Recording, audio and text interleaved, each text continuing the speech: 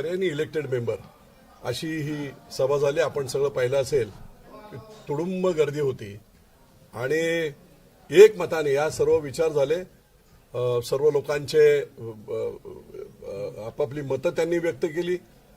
जिल्हा प्रमुख दिलीपबाबा यादव असतील त्यांनी मत व्यक्त केलं, सभापती असतील त्यांनी मत व्यक्त केलं, आमचे युवाचे अध्यक्ष असतील मंदार गिरमे त्यांनी मत व्यक्त केलं आणि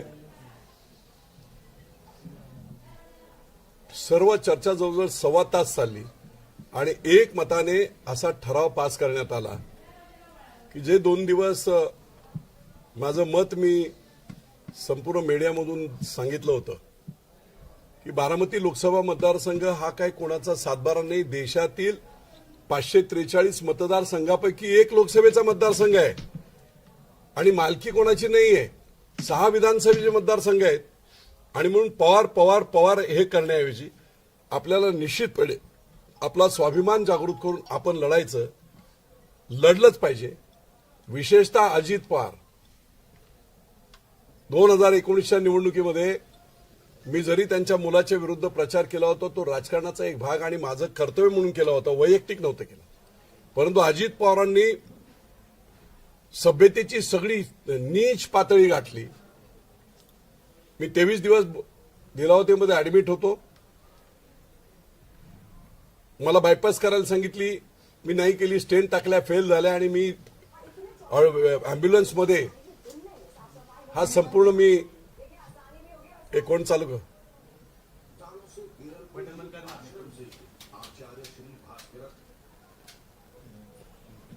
संपूर्ण कार्डियक अँब्युलन्समध्ये माझा प्रचार झाला आणि अजित पवारांनी पालखी तळावर असं सांगितलं, मरायला लागलेला आहे तर कशाला निवडणूक लढवताय, तुम्ही खोटं बोलताय, लोकांची सहानुभूती घेण्यासाठी हे खोटं चाललेलं आहे काम तुमचं. माझ्या गाडीपर्यंत, माझ्या गाडीचा नंबर मग ती कोणाची आहे, कुठच्या कंपनीचे, इथपर्यंत खालच्या थराला अजित पवार आले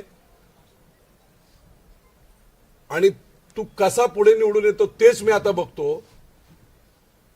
महाराष्ट्रभरामध्ये मी कोणाला पाडायचं ठरवलं तर मी कोणाच्या बापाचं ऐकत नाही, मी पाडतो म्हणजे पाडतो. राजकारणामध्ये एखाद्याला निवडून आणण्याची पॉझिटिव्ह प्रवृत्ती असावी. मी निवडून आणणार म्हणजे आणणार. गाव पेटवायला एक नालायक माणूस लागतो, काडी ओढायला. गाव वसवण्यासाठी अनेक हात लागतात. मग अशा प्रकारची उर्मट भाषा त्यांनी केली होती आणि म्हणून आज त्या उर्मट भाषेचा मी माफ केलेला आहे त्यांना.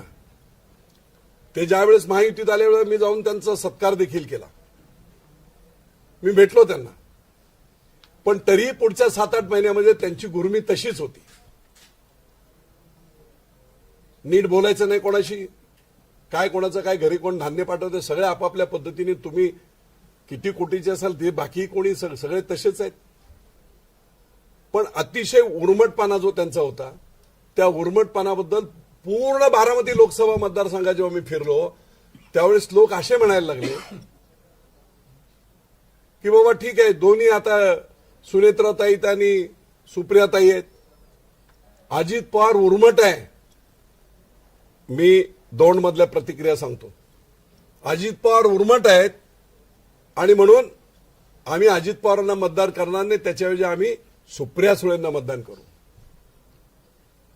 काही लोकांचं असं म्हणणं आलं की एका बाजूला लांडगा आहे आणि एका बाजूला वाघ आहे, कुठच्याही पिंजऱ्यात टाकलं तरी तेच आहे. आम्ही मतदान कसं करणार ते.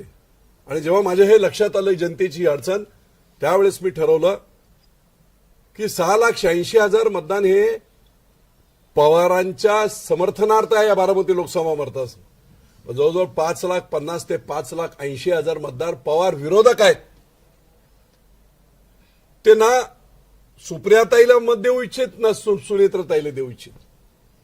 मग त्यांना लोकशाहीमध्ये बाबासाहेब आंबेडकरांनी, डॉक्टर बाबासाहेब आंबेडकरांनी जो प्रचंड मोठा असं हे संविधान आणि निवडणुकीचा अधिकार, आपलं सरकार नेमण्याचा अधिकार जो दिलेला आहे, त्या अधिकाराची अंमलबजावणी करायची असेल, आपल्या आवडीचा किंवा काम करणारा खासदार आमदार निवडायचा असेल तर मतदान करण्याची अंबानींना एक मत आणि सर्वसामान्य एखाद्या शेतकरी कुटुंबातल्या झोपडीत राहणाऱ्या महिलेला सुद्धा एक मत.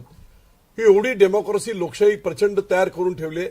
आणि मग जर त्यांना अशा नावडत्या लोकांना मतदान करण्याची संधी जर मतदारांना मिळाली नाही तर तो डेमोक्रेसीचा, लोकशाहीचा आणि बाबासाहेबांनी निर्माण केलेल्या सगळ्या व्यवस्थेचाच कुठेतरी घात होतोय.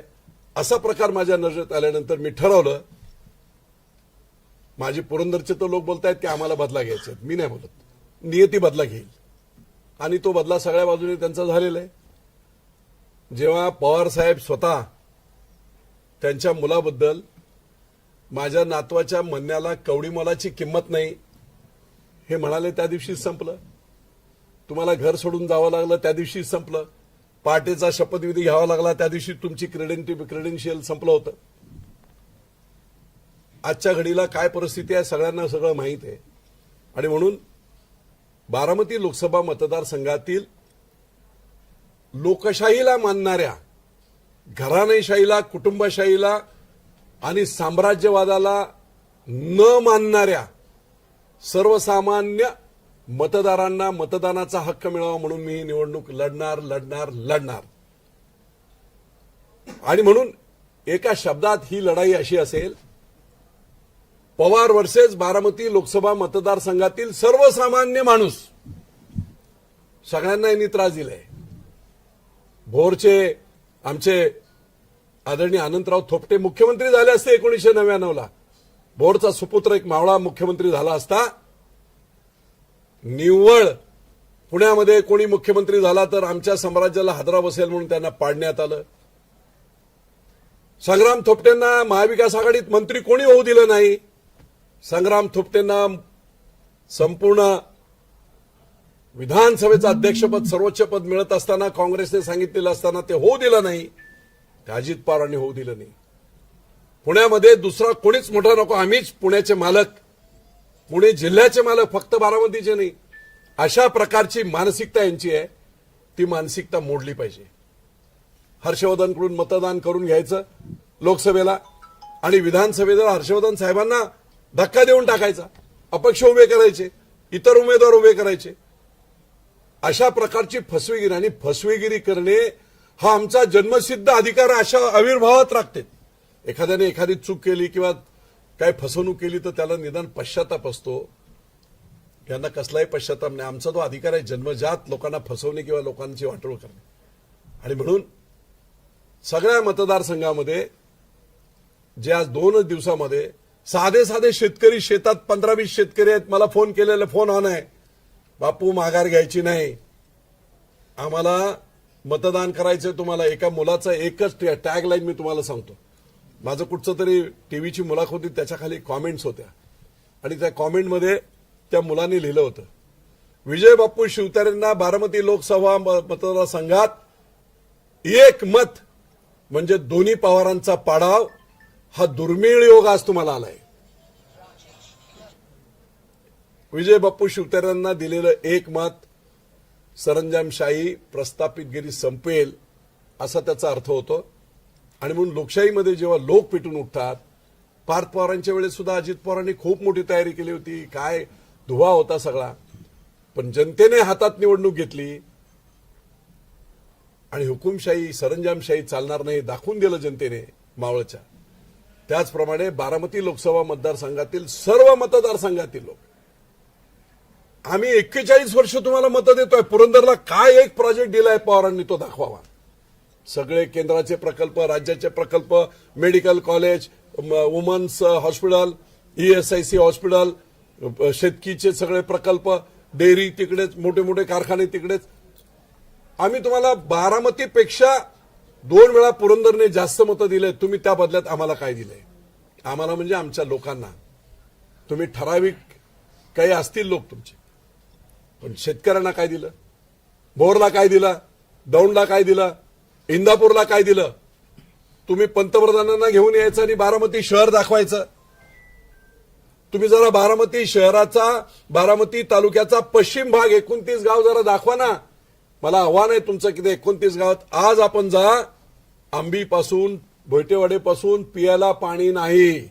इरिगेशन सिंचनाचं तर वेगळं राहिलं. 50 वर्ष तुम्ही त्या 29 तुमच्या तालुक्यातल्या लोकांना पाणी देऊ शकला नाही. जे बारामती बागायत आहे ते ब्रिटिश कालापासून आहे, हे पवारांनी केलेलं नाही. सगळे कारखाने असतील काय असतील हे काय कोणी बनवले कोणी लुटले. त्यामुळे एक आता प्रसंग असा आलाय की या लोकशाहीमध्ये कुणी ना कुणीतरी डेअरिंग केली पाहिजे, कुणी ना कुणीतरी धाडस केलं पाहिजे, लोकांची बाजू मांडली पाहिजे आणि प्रस्थापितांच्या विरुद्ध दंड थोपटून उभं राहिलं पाहिजे.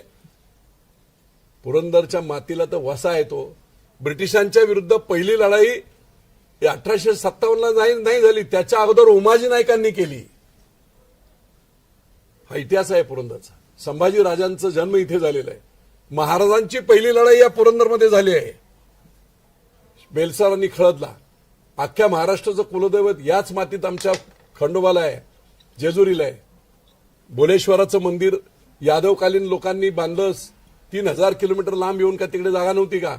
या मातीचा तो वसा आहे की जेव्हा जेव्हा कुठेतरी अडचण येईल लोकांची समाजाची त्यावेळेस पोट तिडकीने पेटून उठवून आज जो महाराष्ट्र आपण बोलतोय संयुक्त महाराष्ट्र, तो संयुक्त महाराष्ट्राचा पहिला ठराव मांडणारे कोण होते तर ते आमचे आदरणीय प्रल्हाद केशव अत्रे साहेब होते. म्हणून महाराष्ट्र आहे.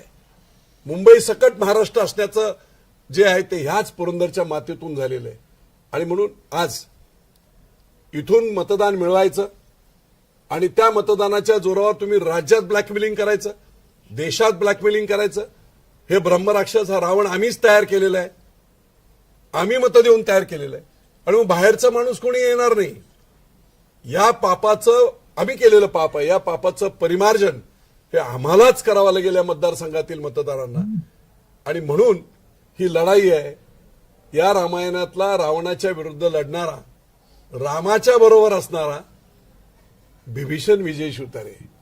निर्णय घ्यायला उशीर झालाय का? आणि अजित पवार काही निर्णय घ्यायला उशीर नाही. लोक हुशार आहेत, प्रचंड हुशार आहेत. मीडिया आता हे झालेलं आहे. आता काय पहिल्या मोठ्या मोठ्या सभा घ्याव्या तसं नाही. 100 लोकांच्या समोर जरी हे केलं तरी टीव्हीवाले दाखवतात, 13 कोटी लोक बघतात. जनता सुज्ञ झालेली आहे. घराघरा बसून मोबाईलवरून सर्व लोक, तरुण मुलं, महिला सगळं बघतात. त्यामुळे प्रचार आता हा खूप सोपा. तुम्ही जर सत्य असाल, खरा असाल तर तुम्ही लोकांच्या हृदयापर्यंत पोचायला 10-15 दिवस, महिनाभरचा वेळ ठीक आहे. आणि ही लढाई विजय शिवतारेंची नाही. ही लढाई मला खासदार होणे याच्यासाठी नाही. पुन्हा एकदा सांगतो, आमदार बनणे, खासदार बनणे मला देवाने सगळं दिलेलं आहे. लोकांची लढाई लढण्यासाठी, प्रस्थापितांच्या विरुद्ध आवाज उठवण्यासाठी, सर्वसामान्य माणसाचा आवाज म्हणून मला पुढे यायचं. आणि म्हणून ही मी लढाई लढतोय. निश्चितपणे या लढाईमध्ये जनता प्रचंड मोठ्या प्रमाणात आशीर्वाद देईल. आणि लोकशाहीमध्ये जी प्रक्रिया या देशातल्या, एवढ्या मोठ्या खंडप्राय देशातल्या, निश्चितपणे त्याच्यामध्ये मी यशस्वी होईल. मी आणखी एक तुम्हाला सांगतो, मी महायुतीच्या विरोधात नाही. 100% मी महायुतीचा, शिंदे साहेबांच्या विचारांचा शिलेदार आहे. मी देवेंद्र फडणवीसांना गुरु मानणारा माणूस आहे. नरेंद्र मोदींना निष्ठास्थान मानणारा मी माणूस आहे. याच नरेंद्र मोदींच्या हातात तिसऱ्यांदा देश दिला पाहिजे. लोकांच्या हितासाठी दिला पाहिजे, देश पुढे नेण्यासाठी दिला पाहिजे. आणि म्हणून याच विचारांचा मी आहे. परंतु इथली लढाई ही वेगळी आहे. इथली लढाई अशी आहे की एक कोणतरी आपल्याकडे आलाय आणि तोही ब्रह्मराक्षसच आहे. आणि म्हणून लोकांची इच्छा आहे, माझी इच्छा नव्हती. अचानकपणे मी हे डिक्लेअर केलं. त्याचं कारण आहे की अंडरकरंट मी सगळा पाहिलाय. आणि त्या अंडरकरंट हे करून लोकांचा आदर करून, मतदारांचा आदर करून मी इथे येतोय.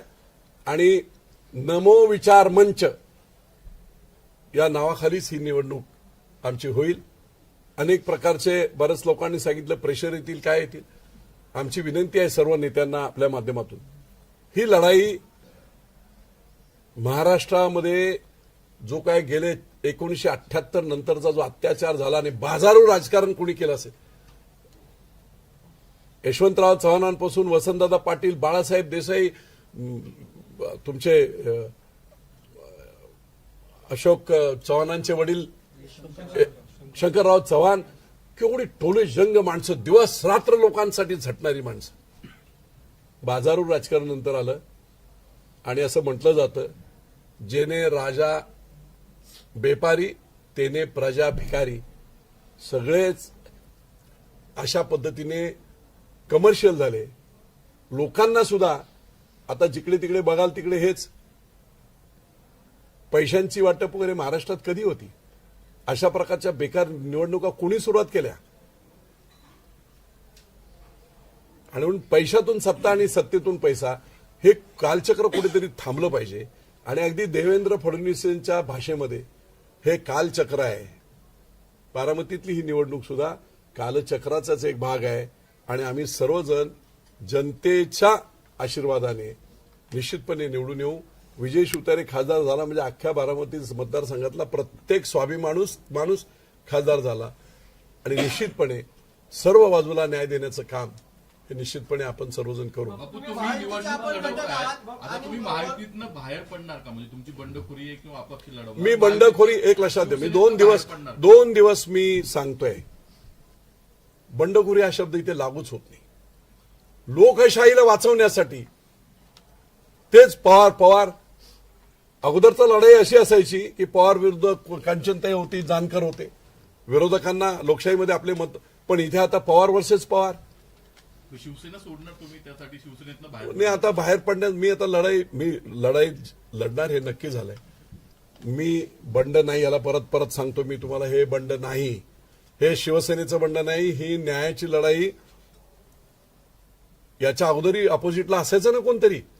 पवार एका बाजूला असायचे, दुसऱ्या बाजूला कांचनकुले होत्या, कधी नलावडे होत्या, कधी जानकर होत्या. आज कोण आहे? पवार वर्सेस पवार. मग ह्या 5,80,000 लोकांनी जायचं कुठे? म्हणून ही न्यायाची लढाई लोकशाहीतली मी लढतोय. मी बंड करत नाही. लोकांची जी भावना आहे ती भावना व्यक्त करण्यासाठी त्यांना मतदानाची संधी मिळावी म्हणून हे काम. बापू, तुम्ही याचं नाव नमो विचार मंच केलेलं आहे. तुम्ही शिवसेनेचे पदाधिकारी आहात, याआधी मंत्री राहिलेला आहात. तुम्ही शिवसेनेच्या नावानं मंच काढण्याच्या ऐवजी तुम्ही नमो विचार मंच काढला. देशामध्ये अजित पवार हे नरेंद्र मोदींकडे गेलेले आहेत. नरेंद्र मोदी अजित पवारांचं कौतुक करतात. तुम्ही नरेंद्र मोदींच्याच नावाने विचार मंच काढता आणि अजित पवारांना आव्हान देता. म्हणजे वरचे नेते अजित पवारांचं कौतुक करता, तुम्ही अजित पवारांच्या विरोधात लढता. हा विरोधाभास नाही का वाटत? तुम्ही नरेंद्र मोदींच्या नावाने विचार मंच केला, त्याचं कारण काय? तुमच्यावरती असा आरोप होतोय, बापू काही नेते असं खाजगी सांगतायत की हे भाजपचंच काम आहे, भाजपनंच बापूंना सांगितलंय का की निवडणूक लढवा म्हणून? ते एकदा स्पष्ट करा. बिलकुल नाही, कोणत्याही नेत्याशी चर्चा नाही. माझी चर्चा, मी फिरलो सगळ्या मतदारसंघांमधून, लोकांनी मला काय सांगितलं. मी काळूबाईच्या मंदिरामध्ये राख नावाच्या गावात गेलो होतो. मंदिराला भेट दिली, सतरंजीवर 200 लोक होते. आणि ज्या रिॲक्शन मी तिथे पाहिल्या, आम्हाला मत ना सुप्रियाताईला द्यायचं आहे, 15 वर्ष त्यांनी काही केलेलं नाही, ना आम्हाला सुनेत्रताई. कोण सुनेत्रताई? अजित पवारांची मिसेस म्हणून आम्ही मतदान करायचं? काय लोकशाही आहे ही? काय कॉन्ट्रीब्युशन? आणि म्हणून अजिबात नाही कोणत्या नमो. मी एवढ्यासाठी म्हणतोय, नरेंद्र मोदींवर या देशातल्या करोडो लोकांची श्रद्धा आहे, तशी विजय शिवतारेंची श्रद्धा आहे. आज बाळासाहेब असते तर गोष्ट वेगळी असती. शिंदे साहेब कोणाला मानतायत? नरेंद्र मोदींना. देवेंद्र फडणवीसांचं अधिष्ठान आणि जागा गुरु कोण? नरेंद्र मोदी. सर्वांचेच नरेंद्र. कारण देशाला चालवायला आदरणीय पंतप्रधान नरेंद्र मोदींशिवाय दुसरा पर्यायच नाहीये. आणि डेडिकेशन काय आहे त्यांचं, त्याच्यात सगळ्यात महत्वाची, 70 वर्ष काँग्रेसने राजकारण केलं. त्या राजकारणामध्ये प्रत्येक जिल्ह्यात त्यांनी सुभेदार नेमले.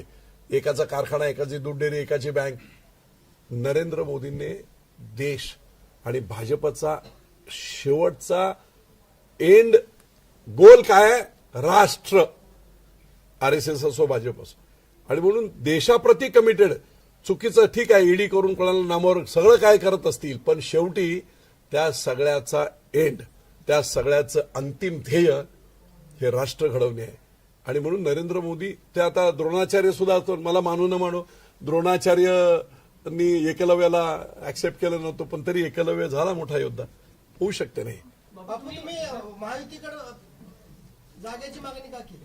आता ते महायुती, ते मानचे नेते करत असतील. ते आता हे सगळं पाहिल्यावर नेते करतील, बोलतील काय असेल. आणि महायुतीच्या जागा अधिकच्या याव्या याकरता आता अमित शहा प्रयत्न करतायत, देवेंद्र फडणवीस करतायत. महायुतीकडून आपल्याला जर विधानसभेची काही ऑफर आली, विधानसभा कोणी पाहिली हो? 6 महिन्यात विधानसभा एक महिने. मी आज सांगतो तुम्हाला, 2024ची विधानसभा सगळे सेपरेट लढतील. सेपरेट लढले नाहीत आम्ही सगळे, तर आयते उमेदवार पवार साहेबांना आणि उद्धव ठाकरेंना मिळतील. होणारच नाही, ते पोस्ट अलायन्स होईल. आणि विधानसभा कोणी पाहिले? आज लोकांची मानसिकता काय, लोकांची मागणी काय, त्याला साथ देणे हे नेत्याचं काम आहे, ते मी करतोय. विरोधकांची मूठ बांधणार का तुम्ही? हर्षवर्धन पाटील नाराज आहेत. ते आता काय सगळं सांगू काय ते? बापू तुम्ही आता एकीकडे तुम्ही निवडणूक लढवण्यावरती ठाम आहात, दुसरीकडे महायुतीमधले नेते आनंद परांजपे असं आव्हान देत आहेत, विजय बापूंनी जर इकडे निवडणूक लढवली तर आम्ही तिकडे श्रीकांत शिंदेना पाडणार. एकनाथ शिंदेचे ते चिरंजीव आहेत, श्रीकांत शिंदे तुमचे नेते आहेत. जर कदाचित असा निर्णय तिथे घेतला तर तुमच्या नेत्यासाठी तुम्ही माघार घेणार का? काय सांगणार अशा वेळी नेत्यांना? एक लक्षात घ्या, उद्या त्याच्या चर्चा होतील, हे होईल. सगळ्यात मोठा पक्ष आज भाजप आहे आणि भाजपचं आजचं उद्दिष्ट काय? 400 पार करायचं. पण त्याच्यावर महाराष्ट्रातलं सगळ्यात मोठं उद्दिष्ट काय? राज्याला त्रास देणारे पवार नको. महायुतीचं ते एक उद्दिष्ट आहे, ते तसंच सक्सेस होणार नसेल. लोक बोलतायत की मी आता तुम्हाला अगदी ओपन सांगतो की ज्या गावागावच्या लोकांच्या प्रतिक्रिया आहेत ना, त्या आहेत की अजित पवार नाही जिंकू शकत. आमची लढाई ही सुप्रिया सुळेंशी होईल. अजित पवार जिंकू शकत नाहीत. त्याचं कारण उर्मटपणा. साधे लोक बोलत आहेत. देवाची शपथ घेऊन सांगतो, ह्या रिॲक्शन्स आहेत. त्यामुळे काम खूप मी चांगलं करतो, त्याच्यावर कोणालाही. आता मला काल माहीत पडलं की भिंताडे नावाचे भाजपचे एक कार्यकर्ते अजितदादाच्या विधान भवनाच्या बाहेरच्या केबिनच्या बाहेर होते. हा, राजू भिंताडे आणि आणखी एक जण कार्यकर्ता एक विधानसभेच्या दरम्यान ते उभे होते. तर ते बाहेर आले, काय रे इथे कशाला आला? जा ना तुमच्या चंद्रकांत दादाकडे. हे उत्तर आहे. नावासकट सांगतो मी तुम्हाला. मला लोकांना ही असो, मी एअरपोर्टला गेलो, 2 मुख्यमंत्री, उपमुख्यमंत्री आणि मुख्यमंत्री येणार, 3 बुके घेऊन मी गेलो बारामतीला, ज्या दिवशी रोजगार मेळावा होता त्या दिवशी. मला वाटलं तिघे एकत्र येतील. अजित पवार बारामतीत होते, ते आले. आता म्हटलं हे काय दोघे वेगळे आहेत, हे आले लवकर. उघड महाराष्ट्राच्या जनतेला सांगतो, किती गुरमी माणसाला. मी म्हटलं ठीक आहे, मुख्यमंत्री आपलं प्रोटोकॉल आहे म्हणून मी काय मंत्री आहे, मी कोणी कार्यकर्ता नाही. ते असतील 50,000 कोटीचे, मी अब्जामध्ये काम करणारा माणूस आहे स्वतःच्या कर्तृत्वावर. मी आपला गेलो, दादा त्या अधिकाऱ्याला त्या नावाला आणि असं आहे. माझा जिल्हा प्रमुख माझ्यावर होता, म्हणे बापू याला धडा शिकवलं पाहिजे. आजही माज गेलेलं नाही. ही वर्तणूक नाही चालणार राजकारणामध्ये. तुम्ही लोकांचे प्रतिनिधी आहात, तुम्ही अशा प्रतिनिधी ह्याला पाडतो, त्याला पाडतो, त्याला पाडतो. बापू तुम्ही आता नमो विचार मंचाच्या हा. नावानं निवडणूक लढवणार आहात. वरिष्ठ नेते हे ऐकून घेतील असं तुम्हाला वाटतं? कारण देवेंद्र फडणवीस सातत्यानं सांगत होते की नाही बारामतीमध्ये कमळ फुलवायचं आहे, बावनकुळे सांगत होते कमळ फुलवायचं आहे. कमळ कुठे आहे? हा मग कमळ कुठे आहे? हा निर्णय घेतलाय का नेमकं? कमळ कुठे आहे? माहितीने एकत्रपणे बसून आता त्यांना 3 किंवा 4 जागा द्यायचा निर्णय घेतलेला आहे. आता ते मी ते शिंदे साहेबांना वगैरे ते प्रश्न माझे नाहीत. ते सगळे मोठ्या नेत्यांचे, मी आपला साधा कार्यकर्ता आहे. माझे ते प्रश्न मला नको. बापू अजित पवार तुमच्यासोबत आलेले आहेत, तुमच्या महायुतीचा घटक आहे. भाजप आणि शिवसेने आणि राष्ट्रवादी ठरवले की बारामतीला ही जागा सोडायची. पण अशात तुम्ही अजित पवार इकडे आले म्हणजे अजित पवार स्वच्छ झाले नाहीत. नाही. अजित पवार इथे आले म्हणजे अजित पवार त्यांच्या स्वार्थासाठी आले. दाखवताना ते बोलले नरेंद्र मोदी वगैरे, पण त्यांच्या हे सगळ्या महाराष्ट्राला माहिती आहे. त्यामुळे ते आले म्हणजे त्यांचे सगळे गुन्हे माफ झाले. त्यांना माफ करा. आणि आम्हाला आमचा जो अपमान केलेला आहे जनतेचा एवढा, म्हणून मी त्या दिवशी बोललो, त्यांनी येऊन पालखी तळावर इथे माफी मागावी. विजयबापूंचा अपमान केला हे नाही, पुरंदरच्या जनतेचा अपमान तुम्ही केलाय, त्यांची विजय शिवतरेंची त्यांची माफी मागा. माझा प्रश्न हा होता बापू की माफी मागितलं तर मग तुम्ही माघार घेणार? माघार घेणार. नाही हे बघा, माफी मागितल्यावर मग लोक ठरवतील. मी नाही माघार घेणार. नाही म्हणजे तुमचा निवडणूक लढवण्याची भूमिका आहे की पुरंदर 1000% मी निवडणूक लढवणार. तर तुम्ही युटर्न घेणार? नाही, त्या युटर्न घ्यायचं काय कारण चाललंय? माफी मागून संपतं थोडी. माफी मागून करेक्टिव्ह ऍक्शन झाली, संपलं विषय. मग लोक ठरवतील काय करायचं. बापू या संदर्भात वरिष्ठ नेत्यांशी चर्चा झाली का? कारण अजित पवारांनी काल खूप सावध प्रतिक्रिया दिली, त्याच्यामध्ये वरिष्ठ बसून निर्णय घेऊ. या संदर्भात तुम्ही कुठल्या, जेवढा मोठा तुम्ही निर्णय घेताय बारामती लोकसभा मतदारसंघातून लढायचा, तुम्हाला कुठल्या वरिष्ठ नेत्यांचं पाठबळ आहे का, किंवा तुम्ही या संदर्भात चर्चा केली? मला जनतेचं पाठबळ आहे. 15 लाख जनतेचं पाठबळ आहे आणि त्यांच्यासाठीच ही लढाई आहे.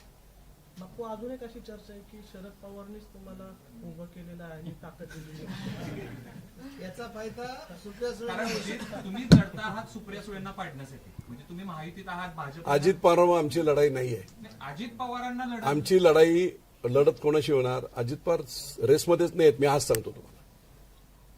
लढत होईल सुप्रिया सुळेची. महायुतीची मतं वेगळी होणार नाही कसं वाटतं? कारण तुम्ही आज लढता आहात ते सुप्रिया इथे सुळे- मतं शरद पवार प्रो आणि अँटी शरद पवार. मला सांगावं, जानकर आले. जानकर अख्ख्या मतदारसंघात 2014 मी प्रचार प्रमुख होतो. जानकरांचा चेहराही कोणाला माहित नव्हता, चिन्हही कोणाला माहित नव्हतं. तरी 70,000 मतं म्हणजे ती 35,000 आणखी मतं जानकरला मिळाली असती. त्यांनी कमळ घेतलं असतं त्यावेळेस निर्णय लागला असता. याचा अर्थ हा आहे, पवार विरोधी अँटी पवार मतं जी आहेत ना ती खूप मोठ्या प्रमाणात आहेत आणि त्यांना मतदान करण्याचा अधिकार मिळाला पाहिजे. 2 पवार वर्सेस पवार हे नाही चालणार, म्हणून हे सगळं. तुम्हाला असं शिंदे साहेबांना सोडणार का मग आता तुम्ही? शिंदे साहेबांची साथ- सोडायची काय कारण? शिंदे साहेबांनी जर तुम्हाला सांगितलं आता माघार घ्या तर काय? मी लोकांचं ऐकणार आणि त्या चर्चा होतील.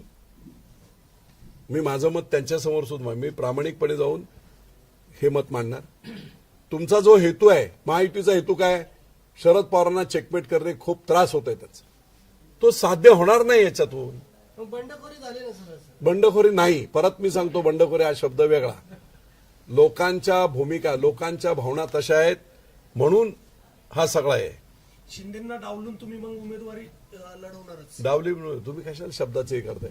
माझे ते मित्र आहेत, माझं एकदम चांगलं आहे, आमचा नेते आहे, मुख्य नेते आहेत, त्यांच्याबद्दलचा प्रचंड आदर आहे. तुमच्या माहितीसाठी सांगतो की जेव्हा ते उठाव झाला, त्यांचा बंड सुद्धा उठाव झाला एका प्रिन्सिपल मुद्द्यांवर, त्यावेळेस ते सगळे आमदार जेव्हा गेले त्यावेळेस महाराष्ट्रातला ते मुख्यमंत्री होण्याच्या अगोदर महाराष्ट्रातला मी पहिला मंत्री आहे ज्याने प्रेस कॉन्फरन्स घेऊन 5 दिवस अगोदर यांचे विचार बरोबर आहे, उद्धव साहेब काँग्रेस राष्ट्रवादी बरोबर गेले ते चूक आहे आणि म्हणून त्यांनी केलेला उठाव, या उठावाचं समर्थन करत मी त्यांच्याबरोबर आहे, माझी जनता त्यांच्याबरोबर, असं 5 दिवस अगोदर प्रेस घेऊन मी सांगितलं होतं. या निर्णय घेण्यामागे आपल्या गुरु कोण? बापू, याला हा तुम्ही निर्णय असं घेण्यामागे म्हणताय आपलं- एक उत्तरानं बोलू द्या. राष्ट्रवादी बरोबर गेलात म्हणून त्यावेळेस एकनाथ शिंदेने उठाव केला. आता तेच अजित पवार तुमच्याकडे आलेत. एकनाथ शिंदे अजितदादांचं कौतुक करतात बारामतीमध्ये येऊन. तुम्ही म्हणता की नाही एकनाथ शिंदे आमचे नेते आहेत. अमित शहा अहो, अलायन्स सगळं तुम्ही जरा भाषणं काढा ना पाठीमागची. मला एक मिनिट. अजित पवारांनी एकनाथ शिंदेबद्दलचं एक मोठं वक्तव्य आहे त्यांचं. अरे काय, कुणाच्या वडिलांनी पक्ष स्थापन केला, शिवसेना कुणी वाढवला, कुणी हे केला, हे बरोबर सगळ्या अख्ख्या महाराष्ट्राला जगाला माहित असताना चिन्हासोबत पक्ष पळवून नेला, बरोबर आहे काय? आता त्यांनी काय केलं? हे त्यांचंच भाषण. हे बघा, राजकारणात वेगवेगळी भाषणं वक्तव्य होत असतात टाइम टू टाइम. मला एक कळते, मी प्रामाणिक आहे. लोकांची जी प्रामाणिक इच्छा आहे त्या इच्छेला साथ देण्याचं काम, शेवटी निर्णय काय लागेल तो लागेल, पण त्यांना मतदान करण्याची संधी देण्याचं काम, ते कर्तव्य मी करतोय म्हणून मी हे करतोय. बाबू, बारामती लोकसभा मतदारसंघातल्या तुम्ही खरं तर पुणे जिल्ह्याचा विचार केला, त्यातल्या त्यात बारामती लोकसभा मतदारसंघाचा विचार केला तर तुमच्यासारख्या लोकांचा अनेकांशी अजित पवारांशी संघर्ष झाला किंवा शरद पवारांशी संघर्ष झाला. ही नाराजी जी खतखत आहे, भाजपमध्ये देखील लोक बोलत नाहीये ते पदाधिकारी, ते तुमच्याशी त्यांच्या मतांच्या आधारावरच तुम्ही हे बोलताय. हे बघा, त्याचं कारण मतदान असं काही- लोक जाऊन मतदान आत करतील.